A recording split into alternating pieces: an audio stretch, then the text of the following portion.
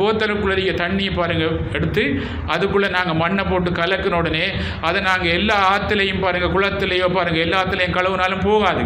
அதே மாதிரி பாருங்கள், நாங்கள் எங்கெல்லாம் நீராடினாலும் காட்சிக்கு போனாலும் பாருங்கள் உள்ளுக்குள்ளே கலங்கள் போகாது. ஏனெண்டா ஒரு குளத்தை எல்லாரும் கலக்கலாம், ஆனால் அந்த குளம் நினைச்சா மட்டும்தான் தெளியலாம். அது மாதிரி நாங்கள் பாருங்கள் எல்லாரும் கலக்கின கலங்கள் எங்களுக்குள்ள இருக்கி நாங்கள் நினைச்சா மட்டும்தான் பாருங்கள் என்னை தெளியலாம். ஆனால் வெளியில் போய் நாங்கள் தீர்த்தமாடி தெளியலாம் பாருங்கள், எல்லாம் செய்யலாம். ஏனெண்டா உள்ளுக்குள்ளரிக்கால் கலங்களை தெளிய வைப்பதற்கு வெளியில் பாருங்கள் அது ஒரு ஆரம்ப என்னை ஒரு போகிறதுக்கு ஒரு படி.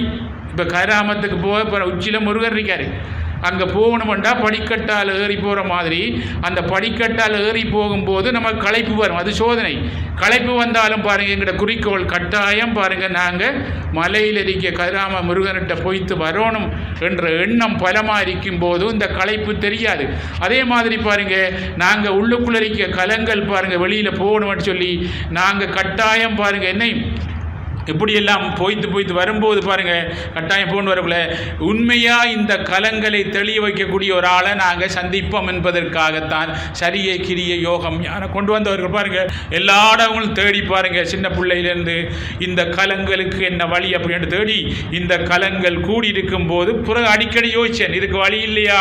இந்த கலங்களை தெளிய வைப்பதற்கு இந்த மனதில் இருக்க குப்பையை பாருங்கள் இல்லாமக்கூடிய வழி இல்லையா அப்படின்ற கொள்ளி வழியுண்டு அப்படின்னு சொல்லி என்னை அறிய வச்ச பாருங்க பகவான், என்னை ஆட்கொண்டு வழிநடத்தி ஞானகுரு பகவான் காயத்ரி சித்தர் முருகேசுவாமி அவருடைய பாருங்க பல பிறவிகள் அடியன் செய்த தவப்பயனால உள்ளுக்குள்ளரிக்க கலங்களை தெளிய வைப்பதற்கு தெளிய வைக்கலாம். என்னை பூர்ணமாக சரணாகதி அடை என்ற வாக்கியத்தின்படி பாருங்க அவருடைய பாருங்க அவரை நான் பாருங்க பூரணமாக இது பண்ணும்போது என்னுடைய மனத்தை பாருங்க கலங்கின மனத்தை நான் தான் தெளிய வைக்கலாம். அப்படின்னா நான் நினைச்சா மட்டும்தான் தெளியலாம், இன்னொரு ஆள் எங்களை தெளிய வைக்கலாம். அவர் சொல்ல அவ்வளவையும் பாருங்க எடுத்துக்கத்தாலே என்னுடைய மனம் தெளிஞ்சத்தால அவர் உள்ளுக்குள்ளரிக்க அவர் தான் கடவுள் ஆன்மா. அவர் பாருங்க அவரோட போனால் மட்டும்தான் தெளியலாம். அவர் பாருங்க ஒரு தெளிவான என்ன செய்யும் கேட்டல் சிந்திச்சு அவர் போன வழியில் போகும்போது பாருங்கள் தெளிவு ஏற்பட்ட உடனே நமக்கு ஞானம் ஏற்படும். அதுதான் எங்களுடைய அசல், அந்த அறிவு தான் எங்களுடைய உண்மையானது. அந்த ஞானத்தின் மூலம் பாருங்கள் மனதை கொண்டு உலகத்தில் வாழ்கிறதான் இந்த மனித வாழ்க்கை.